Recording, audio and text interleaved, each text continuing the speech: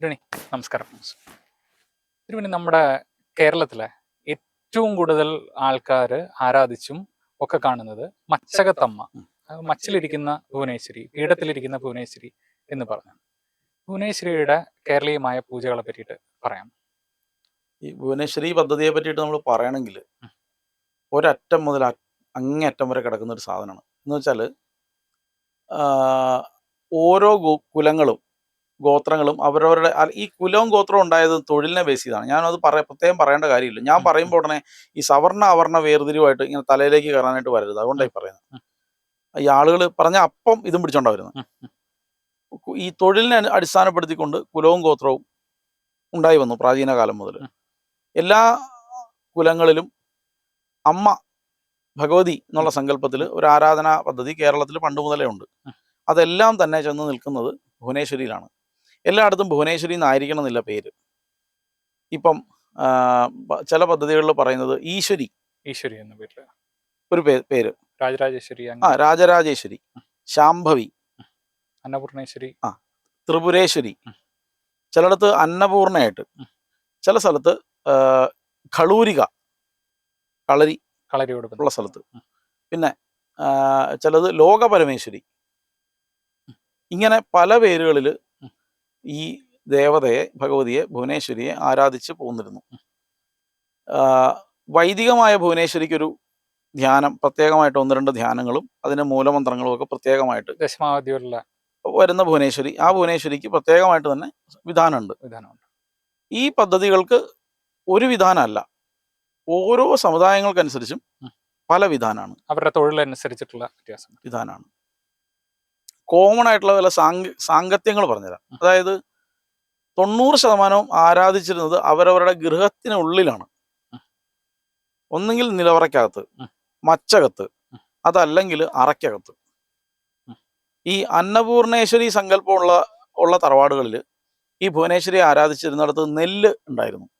അതായത് നെല്ല് കൂട്ടിയിടുന്ന സ്ഥലങ്ങളിലാണ് വെച്ചിരുന്നത്. ഉദാഹരണം പറഞ്ഞാൽ പത്തായം, അറ പോലുള്ള സ്ഥലങ്ങളിലാണ് ഈ ഭഗവതിയെ ഇരുത്തിയിരുന്നത്. എന്നാൽ ഈ ഭഗവതിക്ക് പ്രത്യേകമായിട്ട് വിഗ്രഹങ്ങളോ ഒരു സംവിധാനങ്ങളോ ഉണ്ടായിരുന്നില്ല. ഉള്ളത് പീഠമാണ്. 90% സ്ഥലങ്ങളിലും പീഠം, വാള്, ചിലയിടത്ത് ചൂരല്, ഇത്രയും സംവിധാനങ്ങളിൽ, ചിലയിടത്ത് ചെലമ്പ്, ഇത്രയും സംവിധാനങ്ങളിലാണ് ഈ ആരാധന ഉണ്ടായിരുന്നത്. പിന്നെ അപൂർവമായിട്ട് പലയിടത്തും മാൻകൊമ്പ് കണ്ടിട്ടുണ്ട്. അങ്ങനെ മാൻകൊമ്പിൽ ആരാധിച്ചിട്ടുണ്ട്. അറയ്ക്കകത്താണെങ്കിൽ 99% ഭുവനേശ്വരി തന്നെയാണ്. മനസ്സിലായി. ഈ നമ്മുടെ ഈ ഭഗവതി സേവാ വിധാനത്തിൽ പ്രത്യേകമായിട്ട് നമുക്കൊരു നേദ്യം വരുന്നതാണ് തെരളി. ഈ തെരളി നമ്മളുടെ കേരള ദേശത്ത് മാത്രമേ ഉള്ളൂ, അങ്ങോട്ടൊന്നും പോയ തെരളിയില്ല. ഇത് കോമൺ ആവാനുള്ള കാരണം കേരളത്തിലെ ഭുവനേശ്വരി പദ്ധതിയാണ്. കാരണം ഈ ഭുവനേശ്വരിയുടെ വിശേഷ നിവേദ്യങ്ങളിൽ ഒന്നാണ് തെരളി. അതൊരു പുതിയ അറിവാണ്. അതായത് അരിമാവിനകത്ത് തേങ്ങ ചിരണ്ടി ചേർത്ത്, ശർക്കര പാവ് കാച്ചിയത് ഒഴിച്ച്, അതിലേക്ക് തന്നെ കദളിപ്പഴം ചേർത്ത് കുഴച്ച്, നമ്മൾ ഈ വഴനയുടെ ഇലക്കകത്തോ അല്ലെങ്കിൽ വാഴയിലക്കകത്തോ പൊതിഞ്ഞ് ആവിയിൽ പുഴുങ്ങിയെടുക്കുന്ന നിവേദ്യം. അത് ചക്കയുള്ള സമയത്ത് ചക്ക വരട്ടി ചേർക്കും. ചിലയിടത്ത് ഏത്തപ്പഴം വരട്ടി ഇതിൻ്റെ കൂടെ ചേർത്ത് അതാണ് വിശേഷ നേദ്യം. ഈ വാവിനാണ് കൂടുതലും പദ്ധതി. ചിലയിടത്ത് അമാവാസിക്ക്, ചിലയിടത്ത് പൗർണമിക്ക്. പിന്നെ ചിലയിടത്തെ പദ്ധതി പറയുകയാണെങ്കിൽ ഈ ചെത്തിയെടുത്ത കള്ള്, ആ കള്ളില് ചെത്തിപ്പൂ നാര് കളഞ്ഞ് ചേർത്ത് പുഷ്പാഞ്ജലി, മുക്കി പുഷ്പാഞ്ജലി, ഇതേ വസ്തു തന്നെ നേദിക്കും. മകാരം ഇല്ല, ഇത് മാത്രമേ എടുക്കാറുള്ളൂ. എന്നാൽ മകാരമത്രയുള്ള സ്ഥലമുണ്ട്. മദ്യം, മത്സ്യം, മാംസം കൊണ്ട് നിവേദിക്കുന്ന സ്ഥലമുണ്ട്. അവിടെ മധ്യമത്തിലുള്ള പൂജകൾ വൈകിട്ട്, മിക്കവാറും അത് കറുത്തവാവ് സമയത്ത് വൈകിട്ടാണ് കഴിക്കാറ്. ദുർഗായാമാകുന്ന സമയത്ത് കഴിക്കുകയാണ് പതിവ്. ഭദ്രകാളിയിൽ നിന്ന് ഭുവനേശ്വരി വ്യത്യസ്തമാണോ? സത്യം പറഞ്ഞാൽ പഞ്ചതത്വങ്ങൾ ഒന്നാണ്. ഈ ഹൗം നമ ശിവായ, ശാന്തതീതായ ഹൃലേഹായ എന്ന് തുടങ്ങുന്ന പഞ്ചതത്വം ഭദ്രകാളിയുടെയും ഭുവനേശ്വരിയും ഒന്നാണ്. പക്ഷെ ഒന്നാണോ എന്നുള്ള ചോദ്യത്തിന് ഒന്നല്ലെന്ന് ഞാൻ വിചാരിച്ച സമയമുണ്ടല്ലോ, ആ സമയത്ത് ഒന്നായിട്ട് എനിക്ക് അനുഭവപ്പെട്ടു. മനസ്സിലായി. അപ്പൊ ഞാൻ എന്ത് പറയണമെന്ന് അറിയാത്ത ഒരവസ്ഥയിലാണ് ഇപ്പൊ ഈ ചോദ്യത്തിന്. കാരണം എന്നെ സംബന്ധിച്ചിടത്തോളം എൻ്റെ ഭുവനേശ്വരിയും ഈ പറഞ്ഞ ഭഗവതിയും എല്ലാം ഞാൻ ഒരു മാധ്യമത്തിലാണ്, ഒറ്റ മാധ്യമമേ ഉള്ളൂ എനിക്ക്. ഞങ്ങൾ അതിലാണ് ആരാധിക്കുന്നത്. നമ്മുടെ അകത്ത് തന്നെയാണ്, വീടിനകത്ത് തന്നെയാണ്. ഈ 90% സ്ഥലങ്ങളിലും ഈ അപജയം സംഭവിച്ച സ്ഥലത്ത് പറ്റിയ പ്രശ്നം ഇത് അവരവരിൽ നിന്ന് ഇതിനെ മാറ്റി, അവനെ സ്വത്വത്തിൽ മാറ്റി, ഈ പദ്ധതിയെ ആരാധന മാറ്റി. ഉദാഹരണം പറഞ്ഞാൽ, വീട്ടിലെ മച്ചിലിരുന്ന ഭഗവതിയെ വീട് തറവാട് ഭാഗം വെച്ചപ്പം തറവാടിന്റെ മൂലയ്ക്ക് ഒരു അമ്പലം പണിതിരുത്തി. കഴിഞ്ഞു അതോടുകൂടി. ധാരാളം സ്ഥലത്ത് നടന്നിട്ടുണ്ട്. ധാരാളം സ്ഥലത്ത്. ഇനി ഉണ്ടായ സംഭവം പറഞ്ഞുതരാം. വീട് റിനോവേറ്റ് ചെയ്തു. അപ്പോൾ അറ പൊളിച്ചു. അറ പൊളിച്ച സമയത്ത് വീടിന്റെ വരാന്തയിൽ ഒരു ഭാഗത്ത് ഒരു മുറി പണിത് ഭഗവതി ഇരുത്തി. അതായത് വാതിലടച്ചാൽ ഭഗവതി പുറത്താണ്. മനസ്സിലായി. വീടിന്റെ പ്രധാന വാതിൽ അടച്ചാൽ ഭഗവതി പുറത്ത്, ഇവരൊക്കെ അകത്ത്. അറക്കി കാവലായിട്ടിരിക്കേണ്ട അമ്മ പുറത്തായി. കഴിഞ്ഞു. ഇത് ഇനി അറയ്ക്കകത്തുണ്ട്. ഞങ്ങൾക്ക് നേദ്യമൊന്നും ഉണ്ടാക്കാൻ വയ്യ. ഞങ്ങൾ ഒന്നുകിൽ അപ്പുറത്തെ നാരായണൻ തിരുമേനി ഏൽപ്പിച്ചു. അദ്ദേഹം വന്ന് ചെയ്യുന്നുണ്ട്. അദ്ദേഹം ദുർഗയായിട്ടാണ് പൂജിക്കുന്നത്. കാരണം തന്ത്രസമുച്ചയം ദുർഗ വരെ ഉള്ളൂ. ഞാൻ പറഞ്ഞ മനസ്സിലായോ? മനസ്സിലായി. പെണ്ണായിട്ട് ഈ സപ്തമൂർത്തി സങ്കല്പത്തിൽ പെണ്ണായിട്ട് ആകെ ദുർഗയുള്ളൂ. എല്ലാരെയും അമ്മയെ പൂജിക്കുന്നു. അങ്ങനെ ദുർഗയായിട്ട് പൂജിക്കാനേ പറ്റുള്ളൂ. പോയി. കാരണം പഞ്ചതത്വം തന്നെ വ്യത്യാസമാണ്. വൈഷ്ണവ സ്വരൂപമാണ് ദുർഗയ്ക്ക്. ശൈവമായിട്ട് ദുർഗ ഉണ്ടെങ്കിലും പൊതുവെ വൈഷ്ണവമായിട്ടാണ് ദുർഗയെ കണക്കാക്കുന്നത്. അപ്പോൾ മൂലമന്ത്രം മാറി, എല്ലാം മാറി. അദ്ദേഹത്തെ കുറ്റം പറഞ്ഞിട്ട് കാര്യമില്ല. ഈ ഏൽപ്പിച്ച ആൾക്കാരുടെ അപജയമാണ്. പിന്നെ ഞങ്ങളുടെ അടുത്ത് ഉള്ള മധ്യമത്തിൽ പൂജ കഴിക്കുന്ന പിടാരന്മാർ, വെളിച്ചപ്പാടുമാർ, ഇവരെ കൊണ്ടുവന്ന് പൂജ കഴിപ്പിക്കാൻ തുടങ്ങി. അപ്പോഴും അപജയം സംഭവിച്ചു. ഇവരാരും മോശമായിട്ടല്ല, അവരല്ല ഇത് ചെയ്യേണ്ടതെന്നുള്ളതുകൊണ്ടാണ്. ആരാണ് ചെയ്യേണ്ടത്? ആ തറവാട്ടിലെ, ആ കുടുംബത്തിലെ ഒരാളാണ് അത് കഴിക്കേണ്ടത്. ആ കുടുംബത്തിലെ ഒരു ചെറിയ കുട്ടി, 4 വയസ്സായ കുട്ടി ഒരു ഗ്ലാസ് വെള്ളം കൊണ്ടുവച്ചാൽ പ്രസാദിക്കുന്ന ഭഗവതിയാണ് ഇവർ ഈ പറക്കണക്കിന് നേദ്യവും പായസവും ചതുശതവും ഉണ്ടാക്കി വേറൊരാളെ കൊണ്ട് പ്രസാദിപ്പിക്കാൻ നോക്കുന്നത്. സഹസ്രനാമമൊക്കെ ചൊല്ലി വെറുതെ അമ്മയെന്ന് വിളിച്ചാൽ വിളി കേട്ട് പ്രസാദിച്ചിരുന്ന ഭഗവതിയാണ് ഈ കണ്ട സഹസ്രനാമം മുഴുവൻ വെച്ച് അലക്കുന്നത്. ലക്ഷാർച്ചന നടത്തിയാലും പ്രസാദിക്കില്ല. ഈ വീട്ടിലുള്ളവന്മാർ എന്ന് കാലേ പിടിച്ചാൽ പ്രസാദിക്കും. അത് ചെയ്യേണ്ടതിന് പകരമാണ് ഈ ആളുകളെ മുഴുവൻ വെച്ച് പൂജ കഴിപ്പിക്കുന്നത്. വരുന്ന തിരുമേനി ആരാണെങ്കിലും അവരുടെ ഉള്ളിൽ നിന്നല്ലാതെ അവിടുത്തെ ഒരു പൂർവികമായ ആത്മാവിൽ നിന്നാണ് നമ്മൾ പൂജ കഴിച്ച് തുടങ്ങുന്നതെന്ന്, അവിടുത്തെ തറവാടിനോട് ബന്ധപ്പെട്ട ഒരാളിൽ നിന്നാണ്. അങ്ങനെ തന്നെയാണ് ചെയ്യുന്നത്. തങ്കലിന് പൂജ എപ്പോഴും തങ്കലിൽ നിന്ന് ആവാഹിക്കാനേ പറ്റുള്ളൂ. ഇങ്ങനെയല്ലേ ആവാഹിക്കുന്നത്? അതെ. അവനവന്റെ വലതു മുക്കിലൂടെ ആവാഹിക്കുന്നു. അപൂർവമായിട്ട് ചിലർ പ്രകൃതിയിൽ നിന്ന് ആവാഹിച്ച് പ്രകൃതിയിലേക്ക് ഉദ്ദേശിക്കുക എന്നൊക്കെ പറഞ്ഞ് ചെയ്യുന്നവരെ ഞാൻ കണ്ടിട്ടുണ്ട്. പക്ഷെ സാധാരണ എല്ലാവരും ഒക്കെ ചെയ്യുന്നത് ഇങ്ങനെയൊക്കെ തന്നെയാണ്. വേറൊരാൾ, ആ കുടുംബത്തിലുള്ള അല്ലാത്ത ഒരാൾ പൂജ കഴിച്ചാൽ അത് ശരിയാവില്ല. പൂജ എന്നല്ല, ഒരു നേദ്യം ഉണ്ടാക്കി സമർപ്പിച്ചാൽ മതി.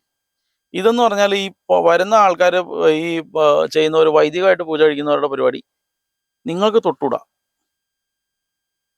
നിങ്ങൾ മാറി നിൽക്കേ. അടുക്കള ശുദ്ധമായിട്ട് നിങ്ങൾ മാറൂ. ഞാൻ നേദ്യം വെച്ച് കഴിഞ്ഞിട്ട് നിങ്ങൾ കയറിയാൽ മതി. ഞാൻ പറഞ്ഞ മനസ്സിലായോ? മനസ്സിലായി.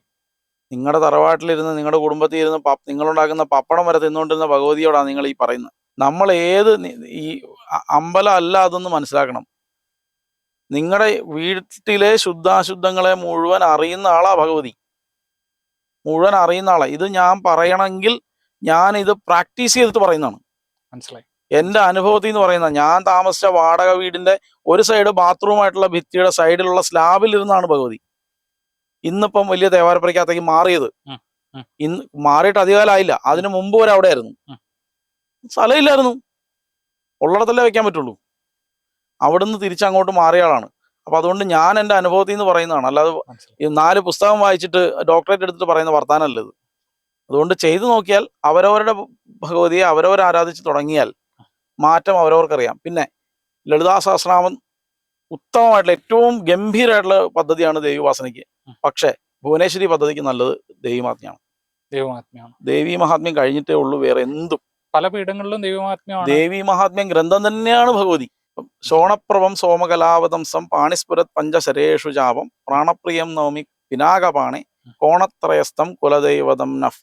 ആ കുലദേവത എന്ന് അവിടെ പ്രത്യേകമായി പറഞ്ഞിട്ടുണ്ട് ആ ഭഗവതിയെ. കുലദേവതാ പദ്ധതികൾ, അവരവരുടെ പരദേവതാ പദ്ധതി മുഴുവനും ദേവി മഹാത്മ്യമായിട്ട് ബന്ധപ്പെട്ടിട്ടാണ്. തെളിവോടെ പറയാണ് അവിടെ തന്നെ. ഉറപ്പിച്ച് ഞാൻ പറയാണ്. സ്റ്റേറ്റ്മെന്റ് ആണ്. നിങ്ങൾക്ക് ഇനി തുടങ്ങണോ? ചതുരത്തിലൊരു പീഠം നല്ലൊരു ആശാരിയെ കൊണ്ട് പണിയിക്കുക. ഉം. കണക്കൊക്കെ അപ്പൊ ചോദിക്കും കണക്കെത്ര? കണക്കൊന്നും ഞാനല്ല, അതൊക്കെ അവര് പഠിച്ചിട്ടാണല്ലോ ആശാരിയായിട്ടിരിക്കുന്നത്, അവര് പണിതോളും. നമ്മൾ അങ്ങോട്ട് ചെന്ന് കണക്കൊന്നും പഠിപ്പിക്കണ്ട. എനിക്ക് ഭുവനേശ്വരി പദ്ധതിക്ക് ഒരു പീഠം വേണമെന്നേ പറയേണ്ടു അവരോട്. ഉം. ഉം. അപ്പൊ അവര് ചിലപ്പോൾ വലിപ്പം ചോദിക്കുമായിരിക്കും. കാരണം എത്ര വലിപ്പമുള്ള പീഠം ആണ് ആഗ്രഹിക്കുന്നത്. അപ്പൊ ദേവി മഹാത്മ്യം ഗ്രന്ഥം വെക്കാവുന്ന വലിപ്പമുള്ളൊരു പീഠം ഉം. അവരൊരു കണക്കുണ്ടാക്കും. ആ കണക്കിലൊരു പീഠം ഉണ്ടാക്കി ആ പീഠം നമ്മൾ വെക്കുന്നതിന് മുമ്പായിട്ട് ആ പീഠം വെക്കേണ്ട സ്ഥലം ഒന്ന് ഭസ്മമൊക്കെ ഇട്ടൊന്ന് കഴുകി തുടച്ച് വൃത്തിയാക്കി. ചാണകം മെഴുകി. ചാണകം മെഴുകണമെന്നൊന്നും അഭിപ്രായം, ചാണകത്തിന്റെ അവസ്ഥ എന്താണെന്ന് അറിയാവുന്നതുകൊണ്ട് അറിയാം. ഭസ്മം കൊണ്ട് വൃത്തിയാക്കിയാൽ മതി. ഉം. കഴുകി വൃത്തിയാക്കിയതിന് ശേഷം ഉം. ആ പീഠം അവിടെ സ്ഥാപിച്ച്, ആ പീഠം എടുത്ത് സ്ഥാപിക്കുന്നതിന് മുമ്പ് പണിത് കൊണ്ടുവന്നു കഴിഞ്ഞാൽ എന്ത് ചെയ്യണമെന്ന് വെച്ചാൽ തുളസി ചോട്ടിലെ മണ്ണും ഉം. ഇഞ്ചയും ഉം. കൂട്ടി ഒന്ന് വൃത്തിയാക്കുക, ഒന്ന് കഴുകിയെടുക്കുക. ഉം. എന്നിട്ട് തുളസിയില ഇട്ട വെള്ളം കൊണ്ട് ഒന്ന് കഴുകിയെടുക്കുക.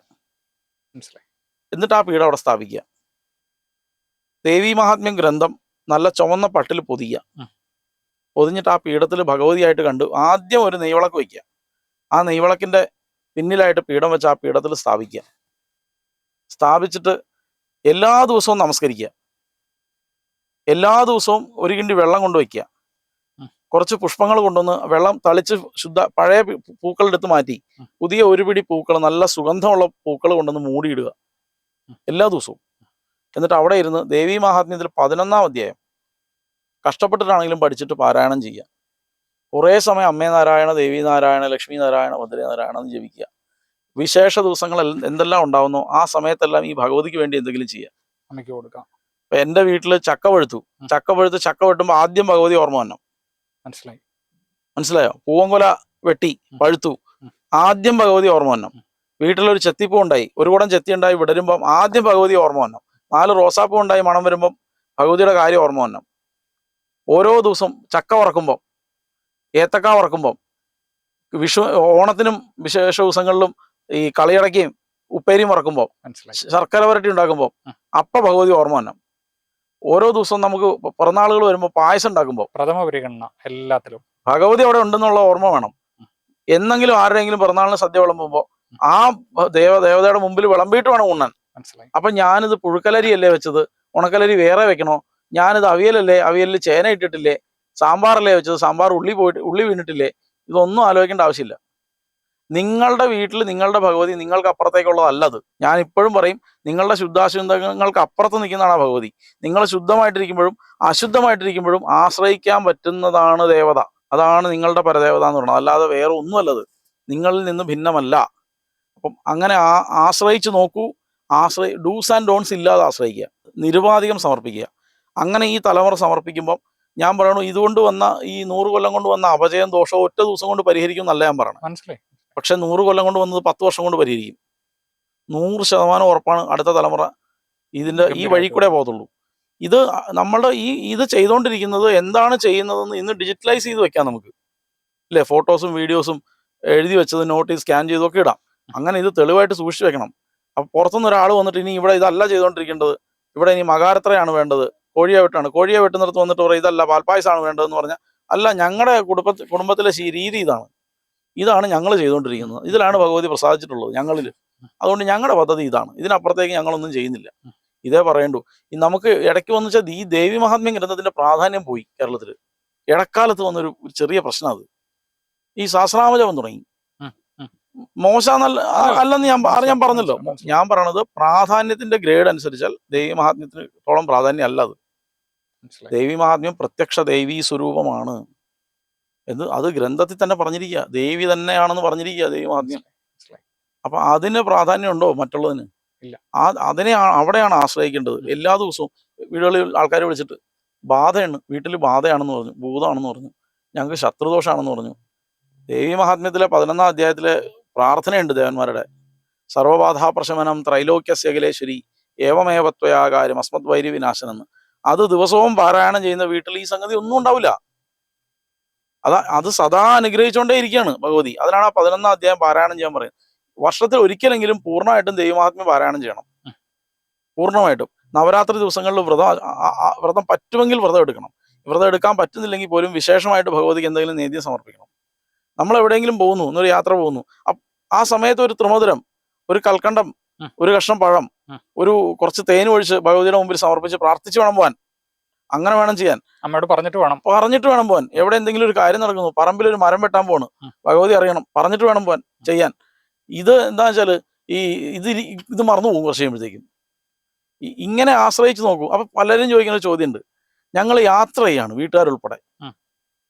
ഞങ്ങളൊരു 4 ദിവസത്തേക്ക് മുംബൈക്ക് പോവാണ്. അപ്പൊ ആര് ചെയ്യും? നിങ്ങൾ മുംബൈക്ക് പോവാണെങ്കിൽ ഭഗവതി നിങ്ങളുടെ കൂടെ മുംബൈക്ക് പോയി. നിങ്ങൾ നിങ്ങൾ ഫ്ലൈറ്റ് കയറിയാൽ ടിക്കറ്റ് ഇല്ലാത്ത ഒരേ ഒരു യാത്രക്കാരി അതായിരിക്കും. അവർ നിങ്ങളുടെ കൂടെ ഉണ്ടാവും. നിങ്ങൾ തിരിച്ചിറങ്ങി വരുമ്പോൾ ഭഗവതി നിങ്ങളോട് തിരിച്ച് വണ്ടിയിലുണ്ടാവും. നിങ്ങൾ തിരിച്ചെത്തുമ്പോൾ ഭഗവതി അവിടെ ഉണ്ട്. നിങ്ങൾ നിങ്ങളുടെ സ്ഥാനങ്ങളിൽ ഇരിക്കുമ്പോൾ ഭഗവതി സ്വസ്ഥാനത്ത് വന്നു. നിങ്ങൾ എന്താണോ ചെയ്തുകൊണ്ടിരിക്കുന്നത് വീട്ടിൽ വന്നു കഴിഞ്ഞാൽ റിപ്പീറ്റ് ചെയ്യുന്ന അത് തന്നെ ഭഗവതിയും ചെയ്യും. ഇത്രേ ഉള്ളൂ. അവനവനിൽ നിന്ന് ഒട്ടും വ്യത്യാസമില്ല ഇതിന്. മനസ്സിലായി. ധാരാളം ആൾക്കാർ ഗാർഹികമായിട്ട് ജീവിക്കുന്ന സ്ഥലത്ത് അമ്മയെ ഇരുത്താമോ എന്നൊക്കെ ചോദിക്കും. ഇപ്പൊ എല്ലാത്തിനും ഉത്തരവായി. ഈ മകാരത്രയത്തെ പറ്റിയിട്ടൊക്കെ പഠിപ്പിച്ചെന്നൊരു ഗുരുനാഥനുണ്ട്, മന്ത്രവാദ വിഷയങ്ങൾ പഠിപ്പിച്ചെന്ന്. അദ്ദേഹം ഈ ഇതൊക്കെ കഴിക്കും, നോൺ വെജ് ഒക്കെ കഴിക്കുന്ന ആളാണ്. എന്ന് പറഞ്ഞാൽ അദ്ദേഹത്തിന്റെ സമ്പ്രദായം അനുസരിച്ച് കഴിക്കാം. അപ്പോൾ ഞാൻ അദ്ദേഹത്തോട് ഈ ഇത് കഴിക്കുന്നുണ്ടപ്പോൾ ഞാൻ ചോദിച്ചു, ഈ നിവേദ്യങ്ങൾ ഒക്കെ ഉണ്ടല്ലോ, ഈ മകാരത്തിലുള്ള നിവേദ്യങ്ങളൊക്കെ അദ്ദേഹം അതിനുശേഷം കഴിക്കും. അപ്പൊ ഞാൻ അദ്ദേഹത്തോട് ചോദിച്ചു, ഇത് കഴിക്കുമോ? അപ്പൊ അദ്ദേഹം പറഞ്ഞു, ഭഗവതിക്ക് നേദിച്ചതൊക്കെ കഴിക്കും. അപ്പൊ ഞാൻ ചോദിച്ചു, പുറത്ത് കഴിക്കണമെങ്കിലോ? ഭഗവതിക്ക് നേദിച്ചിട്ട് കഴിക്കും. ഒറ്റ മറുപടി. പക്ഷെ അലുമിനിയം ബക്കറ്റിൽ നിന്ന് വെള്ളം മുക്കി വെച്ചാൽ മതി ശംഖപൂരണത്തിന്. ഒരു പൂജയും കഴിക്കണ്ടായിരുന്നു. ആവാഹനയ്ക്ക് ജ്യോത്സ്യൻ വന്ന് ചോദിച്ചു, അങ്ങേക്ക് ആവാഹിക്കാൻ പറ്റാത്ത എന്തെങ്കിലും ഉണ്ടോ എന്ന് ഞാനത് ഒഴിവാക്കി തരാം ജ്യോത്സ്യൻ പറയാം. അപ്പൊ അദ്ദേഹം പറയാം, ഭഗവതി ചത്ത് ബാധയായാൽ പറ്റില്ല, ബാക്കിയൊക്കെ ആവാഹിക്കാന്ന്. വായടച്ചുപോയി. തെളിവാണ്. ബാക്കി എന്ത് വന്നാലും എനിക്ക് പ്രശ്നമല്ല, ഭഗവതി ഇവിടെ ഇരിക്കാന്ന്. അങ്ങനെയുള്ള ആൾക്കാർ അതാണ്, അങ്ങനെ വേണം ഉപാസിക്കാൻ. അല്ലാതെ ഞാൻ കക്കൂസിലിരിക്കുമ്പോൾ നെഞ്ചുവേദന എൻ്റെ അമ്മയെന്ന് വിളിക്കുമ്പോൾ ഞാൻ കഴുകിയിട്ട് വേണോ ഉപാസിക്കാൻ, വേണോ വിളിക്കാൻ, അതോ ഞാൻ ബാത്റൂമിന് വെളി ഇറങ്ങിയിട്ട് വേണോ വിളിക്കാൻ? ഇതൊക്കെ ആകുമ്പോൾ നെഞ്ചുവേദന വന്ന് ചത്തുപോകുള്ളൂ, അല്ലാതെ ദേവോപാസന ഉണ്ടാവില്ല. നമ്മൾ ഏത് കണ്ടീഷനിലാണോ ആ കണ്ടീഷൻ അൺകണ്ടീഷണലായിട്ട് ഉപാസിക്കാവുന്ന ദേവതയാണ് ഭുവനേശ്വരി.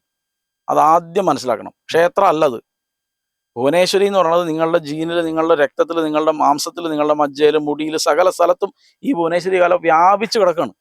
നിങ്ങളിൽ നിന്ന് ഭിന്നമേ അല്ല. നിങ്ങൾ അവിടെ ചെയ്യുന്നത് ഇവിടെയാണ് ഫലിക്കുന്നത്.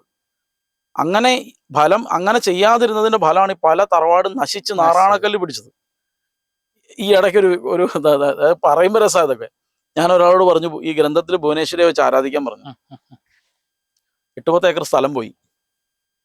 ഭാര്യ വേറൊരാളുടെ പോയി. 2 മക്കൾ മരിച്ചും പോയി.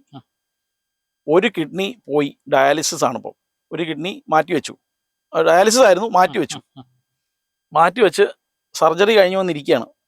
ഒരു ചെറിയ 800 സ്ക്വയർ ഫീറ്റുള്ള ഒരു ഫ്ലാറ്റിലാണ് ഇപ്പോൾ താമസിക്കുന്നത്, എറണാകുളത്ത്. ഞാൻ പറഞ്ഞു, ആ ഫ്ലാറ്റിൽ ഭഗവതി ആരാധിക്കാൻ പറഞ്ഞു. നിങ്ങൾ ഇപ്പോൾ ഉള്ള ആരോടത്ത് ചെയ്യാൻ പറഞ്ഞു. അപ്പോൾ പറയാം, ഇനിയുള്ളൊരു നോക്കിയില്ലേ കുഴപ്പമില്ലെന്ന്. ഇതിപ്പോ ഒന്നും കുഴപ്പമല്ല, ഇപ്പൊ ഒരു കുഴപ്പമില്ല പുള്ളിക്ക്. ഇതാണ് ആൾക്കാരുടെ മാനസികാവസ്ഥ. ഒഴിവാണ്. എങ്ങനെ ഇത് മുട്ടിക്കാം, എങ്ങനെ മുടക്കാം? ഒരാൾ വന്ന് പറയാണ്, ഭഗവതി ആവാഹിച്ച് നമുക്ക് ചോറ്റാനിക്കര സമർപ്പിക്കാം, പിന്നെ അവിടെ ഇരുന്നോളും ഭഗവതി. സന്തോഷമായി. എന്താന്ന് വെച്ചാൽ ഇനിയിപ്പോ നമ്മളായിട്ട് ഇനി പായസവും വെക്കണ്ട, ചോറ്റാനിക്കരമ്മ പോയി വല്ല കാലത്തും പോയി കണ്ടാൽ മതിയല്ലോ. ഒന്ന് ആലോചിച്ച് നോക്കിയാൽ, മാനസികാവസ്ഥ എന്ന് ആലോചിച്ച് നോക്കിയവരുടെ ഇവർ താമസിക്കുന്നത് ആ ഭഗവതിയുടെ ആരൂഢത്തിൽ ഇവർ കഴിയാണ്. ആ കഴിയുന്നവന്മാരാണ് ഭഗവതി അവിടുന്ന് ഒഴിപ്പിക്കാൻ നോക്കുന്നത്. ഇവന്മാർ ഒഴിയല്ലാതെ ഭഗവതി ഒഴിയുമോ? ഇല്ല, ഒരിക്കലും ഇല്ല. എന്നിട്ട് ഈ ആവാഹിച്ചവന്മാർക്കും ദുരിതം, ആവാഹിപ്പിച്ചവന്മാർക്കും ദുരിതം, ഇവന്മാർക്ക് മുഴുവൻ ദുരിതം. ഇതിനോട് കൂടി വേറെ ചില പ്രശ്നങ്ങളും കൂടി ഉണ്ട്. ഈ ദേവതയെ ആദ്യം ഉപാസിച്ച ആളുണ്ടല്ലോ, അദ്ദേഹം യോഗീശ്വരനോ മന്ത്രമൂർത്തിയോ ആയിട്ടുണ്ടാവും. മന്ത്രവാദ ക്രിയകളൊക്കെ ചെയ്തിട്ടുള്ള എന്നെ പോലുള്ള ആൾക്കാരൊക്കെ ആണെങ്കിൽ ഉറപ്പായിട്ടും മന്ത്രമൂർത്തി ആയിട്ടുണ്ടാവും. അപ്പൊ ഇവരൊക്കെ ആ ദേവത, ഈ കുടുംബങ്ങളുടെ എല്ലാം രക്ഷാധികാരിയായിട്ട് അവിടെ ഉണ്ടാവും. ഈ ദേവതയെ ഒഴിപ്പിക്കുന്നതോട് കൂടിയിട്ട് ഇവരുടെ താപം കൂടി ഇവർ ഏറ്റുവാങ്ങുകയാണ്. സ്വന്തം അച്ഛന്റെ അമ്മയും അതിന് മുകളിലേക്കുള്ളവരുടെ താപമാണ് ഈ വരുന്നത്. അത് പിതൃദുരിതമായിട്ട് ഇവർക്ക് മാറുക. അതിശക്തമായ പിതൃദുരിതം. മനസ്സിലായി. കുടുംബ നാമാവിശേഷം. ധാരാളം തറവാടുകളിൽ ഇപ്പോഴും ഇതിങ്ങനെ നടക്കുന്നുണ്ടല്ലോ, ചർച്ചയാണ് ഓരോ ദിവസവും. ഞാൻ ഇന്നൊരെണ്ണം കഴിഞ്ഞിട്ട് വരുന്നത്, അതേ ഞാൻ പറഞ്ഞു. ഭുവനേശ്വരി ഒഴിപ്പിച്ച കേസ് പറഞ്ഞ് ഇന്നിപ്പോൾ ഞാൻ വന്നിരിക്കുമ്പം അത് കഴിഞ്ഞിട്ട് വരിക. ഒരിടത്തെ ഭുവനേശ്വരി പൂജ ഞാൻ കഴിച്ചിട്ട് വരിക. ഇന്നലെ പോലും അവിടെ ചെറിയ അവർ ഭുവനേശ്വരിയെ കണ്ടെത്തി, ഭുവനേശ്വരി പോയതാണെന്ന് മനസ്സിലായി. അവരതിന് ആരാധന തുടങ്ങി. പക്ഷെ എന്ത് പറ്റും വെച്ചാൽ ഇടക്കാലം കൊണ്ട് ആ ആരാധന നിന്നു പോയതിന്റെ പേരിൽ അതിന് കുറെ മാലിന്യങ്ങൾ ബാധിച്ചു. ഓ. പിന്നെ അത് ദുരിതാവാഹനമൊക്കെ കഴിച്ച് മാറ്റിയതിന് ശേഷമാണ് തുടങ്ങേണ്ടത്. പക്ഷെ അവർ നേരെ തന്നെ തുടങ്ങി, കുഴപ്പമൊന്നുമില്ല. പക്ഷെ ഇടക്കാലം കൊണ്ട് അത് വീണ്ടും വന്ന് ആ ദുരിതാവാഹനമൊക്കെ ഒന്ന് മാറ്റേണ്ട ഒരു സാഹചര്യം വന്നപ്പോഴാണ് ഞാൻ പോയിട്ട് ചെയ്തു കൊടുത്തിട്ട് രണ്ടാമത് പദ്ധതി തുടങ്ങാൻ പറഞ്ഞിട്ട് പോന്നു. പക്ഷെ ധർമ്മം വിട്ടുപോയിട്ടില്ല, തലതിരിഞ്ഞും പോയിട്ടില്ല, അവിടെ ഉണ്ട്. നല്ലത്. കുറച്ചെങ്കിലും ബാക്കി നിപ്പുണ്ട്. ഇതെന്ന് പറഞ്ഞാൽ പൂർണ്ണമായിട്ടും കളഞ്ഞിട്ടുണ്ട് പലരും, ഒന്നും ബാക്കിയില്ലാത്ത വിധത്തിൽ കളഞ്ഞിട്ടുണ്ട്.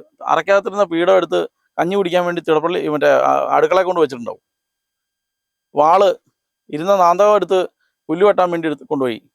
എനിക്ക് വ്യക്തിപരമായി അറിയാം, പുല്ല് വെട്ടാൻ കൊണ്ടുവരാം വാള്. ദൈവമേ. ഇതൊക്കെ ഞാൻ കണ്ടിട്ടായി വരുന്നത്. പീഠം ഒഴുക്കി വിട്ടു. ഈ വരുന്ന വിദ്വാൻ ഉണ്ടല്ലോ, ആവാഹിക്കാൻ വരുന്ന വിദ്വാൻ, അപ്പോൾ ചിലപ്പോൾ ഇതിന്റെ ക്രിയയെല്ലാം കൂടെ കഴിച്ച് ആവാഹിക്കാൻ 1 ലക്ഷം രൂപയൊക്കെ മേടിച്ചിട്ടുണ്ടാവും. പക്ഷെ ഇതിന്റെ ഒരു 15 ലക്ഷം രൂപയുടെ ദുരിതമല്ലേ അവന്മാർ വീട്ടിൽ മേടിക്കുന്നത്. കൈയും കാലും കണ്ണും മൂക്കൂലാത്ത കുട്ടികൾ, വയ്യാത്ത കുട്ടികൾ, ഇതൊക്കെ കുട്ടികൾ കുടുംബത്തിൽ ഉണ്ടായിട്ടുണ്ട്. പിന്നെ മക്കള് തലതിരിഞ്ഞു പോവുക, ഇതുമായിട്ട് യാതൊരു ബന്ധമില്ലാത്ത പരിപാടികൾക്ക് പോവുക, ഓരോ കഞ്ചാവ് കേസിനൊക്കെ പോയി പെടുക. ഇത് കൂടാണ്ട് ഉണ്ടായിരുന്ന സ്വത്തുക്കൾ കേസിൽപ്പെട്ട് നശിച്ചു പോവുക, നഷ്ടപ്പെട്ടു. ഇതൊക്കെ ഇവർക്കും ബാധിച്ചു. എന്നാൽ വല്ലതും എന്തെങ്കിലും കിട്ടിയിട്ടാണോ? ആകെപ്പാടെ ഈ നക്കാപ്പിച്ച പൈസയ്ക്ക് വേണ്ടിയിട്ടായി പണിയെല്ലാം ചെയ്തത്. അത് ഇനിയെങ്കിലും ഈ ഭുവനേശ്വരി പദ്ധതി ഉള്ളിടത്ത് ആരാധന നടത്തി പോകാനല്ലാതെ, ആചരിച്ചു പോകാനല്ലാതെ ഇത് മുടക്കുന്ന ഒരു കാര്യവും, നിർത്തിക്കൊണ്ട് പോകുന്ന ഒരു കാര്യവും പറയാതിരിക്കുന്നതാണ് അവനവന് നല്ലത്. എന്തുണ്ട് ആകെപ്പാടെ ഒരു പൗർണമിക്ക് വർഷത്തിലൊന്ന് ഇച്ചിരി അടയുണ്ടാക്കണം, ഇച്ചിരി പായസം ഉണ്ടാക്കണം, അതുകൊണ്ട് ഭഗവതിക്ക് സമർപ്പിച്ച് കുറച്ചു നേരം നാമം ജപിക്കും. ഇതല്ലേ ചെയ്യേണ്ട ആവശ്യമുള്ളൂ. ഇത് ചെയ്യാനാ ബുദ്ധിമുട്ടെന്ന് പറയും. ഇതിന് പകരം 41 ദിവസം വ്രതം എടുത്ത്, കഠിനവ്രതം എടുത്ത് മലയ്ക്ക് പോകും. വർഷം മൂകാംബിയെ പോയി തൊഴും. ഇത് കൂടാതെ ക്ഷേത്ര ദർശനം മുഴുവൻ നടത്തും. പളനിയിലും രാമേശ്വരത്തും പോകും. തിരുച്ചെന്തൂരും തിരുപ്പറംകുണ്ടത്തും 6 വട വീടുകളിൽ മുഴുവൻ പോകും.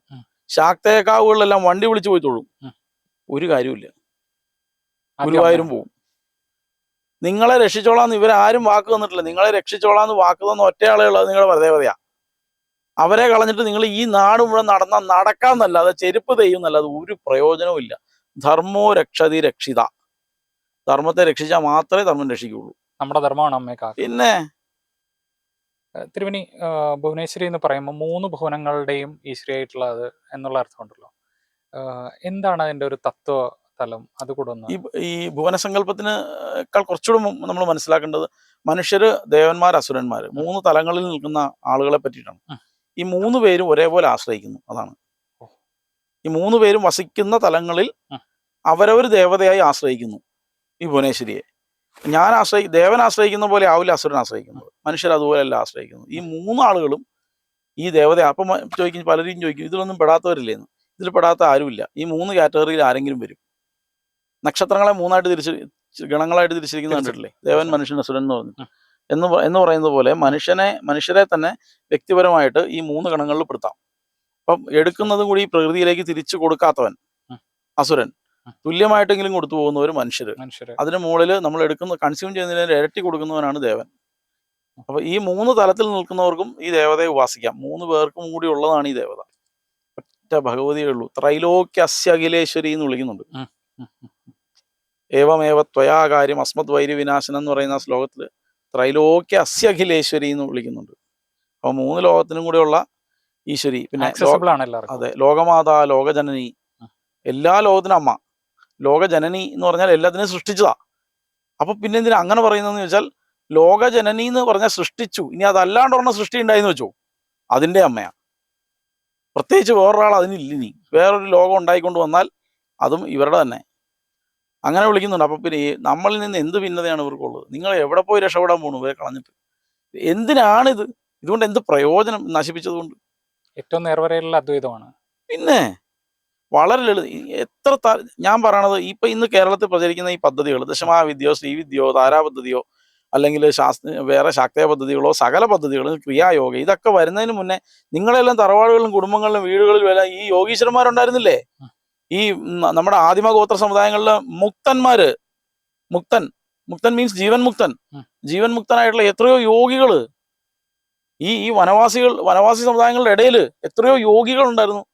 അതുപോലെ തന്നെ വലിയ വലിയ മഹാസിദ്ധന്മാര്, മഹാബ്രാഹ്മണരായിരുന്ന ആളുകൾ, സിദ്ധരായിട്ടുള്ളവര്, സിദ്ധപുരുഷന്മാര്, തറവാടുകളിലൊക്കെ ഉള്ള യോഗീശ്വരന്മാര്, ഇവരൊക്കെ എവിടുന്ന് വന്നു? ഇവരൊക്കെ എന്ത് ക്രിയായോഗം അനുഷ്ഠിച്ചിട്ടാണ് ഇങ്ങനെ ആയത്?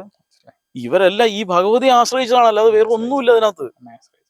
അത് ദൃഷ്ടാന്തമായിട്ട് ഇരിക്കെ അതെല്ലാം കളഞ്ഞിട്ട് പുതിയ എന്തെങ്കിലും ഫോറിൻ പദ്ധതിയുടെ പുറകെ പോകുന്നവരെ ഒട്ടന്മാരെന്നല്ലാതെ വേറെ എന്തെങ്കിലും വിളിക്കേണ്ട ആവശ്യമുണ്ടോ? ഇത്ര എളുപ്പമായിട്ടുള്ള ഒരു പദ്ധതി. ആ ലളിതമായ അത് നെയ്യ് ഇവിടെ ഇരിപ്പുണ്ട്, നല്ല ശുദ്ധമായ പശുവിൻ നെയ്യ് ഇരിക്കുക. അപ്പം മിൽമ നെയ്യ് മേടിക്കാൻ വേണ്ടി സൂപ്പർ മാർക്കറ്റിൽ പോയിരിക്കുക ഒരുത്തൻ. അവനെ നമ്മൾ എന്ത് വിളിക്കണം? വിട്ടിയാണ്. രണി, അമ്മയുടെ പൂജയുടെ വിധാനങ്ങളെ പറ്റിയിട്ട് ഒരു കാര്യം കൂടെ. സാധാരണ പഴയ തറവാടുകളിലാണല്ലോ മച്ചിലും ഒക്കെ ഉള്ളത്. ഇപ്പൊ ഭൂരിഭാഗം ആൾക്കാരും ഫ്ലാറ്റുകളിലും മറ്റുമാണ്. സാധാരണ അവരെല്ലാവരും ഒരു പൂജയുടെ ഒരു ബോക്സ് പോലെ ഒരു സംഭവം ഉണ്ടാക്കും, അവിടെയാണ്. ഇപ്പൊ തിരുമേനി തന്നെ അങ്ങയുടെ അനുഭവം പറഞ്ഞു, ഇതുപോലെയാണ് വെച്ചിരുന്നത്.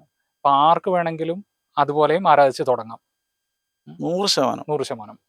100%. നിങ്ങൾ അൺകണ്ടീഷണലായിട്ട് അവിടെ പ്രത്യേക രീതിയിൽ താന്ത്രികമായ പ്രാണപ്രതിഷ്ഠ ഒന്നും ചെയ്തിട്ടില്ല.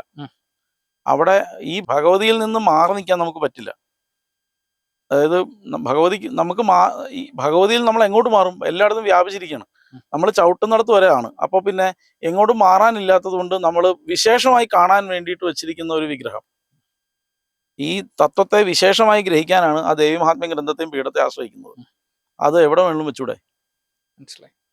അവിടെ വെച്ച് ആശ്രയിച്ചൂടെ? വെക്കുന്ന സ്ഥലം ശുദ്ധമായി സൂക്ഷിക്കുക. ഇപ്പോൾ എൻ്റെ വീട്ടിലൊരു മുറിയേ ഉള്ളൂ, ഞാനും ഭാര്യയും മക്കളും എല്ലാം കൂടെ ഒരു മുറിയുടെ ഒരു മൂലയ്ക്കാണ് കിടക്കുന്നതെങ്കിൽ അങ്ങേ മൂലയ്ക്ക് ഭഗവതിയുണ്ട്. എൻ്റെ വീട്ടിൽ 2 മുറിയുണ്ട് എന്ന് വയ്ക്കുക. ആ 2 മുറിയുടെ ഒരു മുറി ഞങ്ങൾ ഉപയോഗിക്കുന്നുള്ളൂ, 2 മുറി വെറുതെ കിടക്കുകയാണെങ്കിൽ ആ മുറി ഭഗവതിയുണ്ട്. നിങ്ങളൊരു ഒരു 4 കെട്ട് പണിതു, 5 മുറി ഉണ്ടെങ്കിൽ ഉറപ്പായിട്ടും അതിനൊരു ദേവാലയത്തിനുള്ള മുറി വേണം. പൂജാമുറി എന്ന് പറയുന്നത് ഭഗവതിക്ക് വേണ്ടി മാറ്റിയിട്ടേക്കണം. ശുദ്ധമായി, അല്ലെങ്കിൽ ഞാൻ കുളിച്ചിട്ടേ അവിടെ കയറി വിളക്ക് വയ്ക്കൂ എന്നൊക്കെ ആളുകൾ പറയുന്നത് കേട്ടിട്ടില്ലേ? അതുപോലെ ആശ്രയിക്കണം. പക്ഷെ ഈ ഒരു മുറി ഉള്ളപ്പോൾ അത് പറ്റില്ല. കുളിക്കാതെ നനയ്ക്കാതെയൊക്കെ അതിലെ പോകേണ്ടി വരും. അപ്പോഴും ആശ്രയിക്കണം. സത്യമാണ്. എന്ത് കണ്ടീഷൻ വന്നാലും വിട്ടുകളയാൻ പാടില്ല. അപ്പം ഇതുകൊണ്ട് ഞാൻ പറഞ്ഞില്ലേ, ആൾക്കാർ ചോദിക്കും, കണ്ടോ നിങ്ങൾക്ക് നിങ്ങളുടെ വീട്ടിൽ ദുരിതം വരാൻ കാരണം ദേവിയുടെ പീഠം അവിടെ ഇരിക്കുന്നതുകൊണ്ടാണ്. എടോ, തൻ്റെ വീട്ടിൽ ഒരു മുറിയോ ഉള്ളെന്ന് ദേവിക്കറിയാം. അതറിയാത്ത പൊട്ടിയല്ല അവിടെ ഇരിക്കുന്നത്. നിങ്ങളെ എങ്ങനെ നോക്കണം എന്ന് ആ ഭഗവതിക്കറിയാം. വരാനുള്ള ഒന്നും വരികയില്ല, ഒരു സാധനവും വിട്ടുപോകില്ല. എല്ലാം നിങ്ങൾക്ക് വന്നുകൊണ്ടിരിക്കും. നിങ്ങളുടെ ഗുണദോഷ സമ്മിശ്രമായ ജീവിതത്തിന് ഒരു മാറ്റം ഉണ്ടാവില്ല. പക്ഷെ ആശ്രയവും ആശ്വാസവുമാണ് ഭഗവതി. അതാണ് ആദ്യം മനസ്സിലാക്കേണ്ടത്. അല്ലാതെ എനിക്ക് ഇങ്ങോട്ട് കിലോ കണക്കിന് താ, അപ്പം ഞാൻ കിലോ കണക്കിന് അങ്ങോട്ട് കൊടുക്കാമെന്നല്ല. നിങ്ങൾക്ക് തന്നിട്ടുണ്ടെന്ന് നിങ്ങളുടെ തലമുറകൾ അതിൻ്റെ ഗുണം അനുഭവിച്ചാണെന്ന്. അപ്പം അത് കണ്ടീഷനാണ്. ഇന്ന് ഞങ്ങൾ നോക്കുമ്പോൾ ഭഗവതി നോക്കിക്കോളാം എന്നുള്ളത്. നിങ്ങൾ ഭഗവതി നോക്കും. അമ്മ എന്ന അനുഗ്രഹമാണ് നമ്മുടെ DNA. എന്താ സംശയം അതിനകത്ത്? 4 കൊല്ലം നിങ്ങൾ ഈ ദേവതയെ വിടാതെ ഉപാസിച്ച് നോക്ക്, വിടാതെ കൊണ്ടുവന്ന് നോക്ക്. ഒരു മന്ത്രം ആവശ്യമില്ല അവിടെ. വെറുതെ അമ്മേ അമ്മേ അമ്മേന്ന് വിളിച്ചൊന്ന് ഉപാസിച്ച് നോക്ക്. 4 വർഷം നിങ്ങളുടെ മുഴുവൻ പ്രശ്നം തരും. 4 വർഷം കൊണ്ട് നിങ്ങൾ ഇന്ന് നിൽക്കുന്നതിൻ്റെ ഒരു 10 ഇരട്ടി അപ്പുറത്തായിരിക്കും നിങ്ങൾ നിൽക്കുന്നത്. പ്രശ്നങ്ങളൊക്കെ ഉണ്ടാവും. ഇതൊന്നും ഒരു പ്രശ്നമായിട്ട് തോന്നില്ല. പല പ്രശ്നങ്ങളെയും നമുക്ക് കാണുമ്പോൾ വലുതായിട്ട് തോന്നുന്നത് വളരെ നിസ്സാരമായിട്ട്, ഇതൊന്നും ഒരു കാര്യമില്ല എന്നുള്ളത് ബോധ്യപ്പെടും. നമ്മൾ ഇന്നർ പീസ് എന്ന് പറഞ്ഞൊരു സാധനം ഇല്ലേ, ആന്തരികമായ ഒരു സമാധാനം ഇല്ലേ, അതിന് ഒരു മാറ്റവും വരികയില്ല. അത് എല്ലാ സമയത്തും അതുണ്ടാവും. മനസ്സിലായി. അപ്പോൾ നമ്മുടെ അമ്മയെ പറ്റി ഇത്രയധികം കാര്യങ്ങൾ പറഞ്ഞതല്ലേ, വളരെ സന്തോഷം.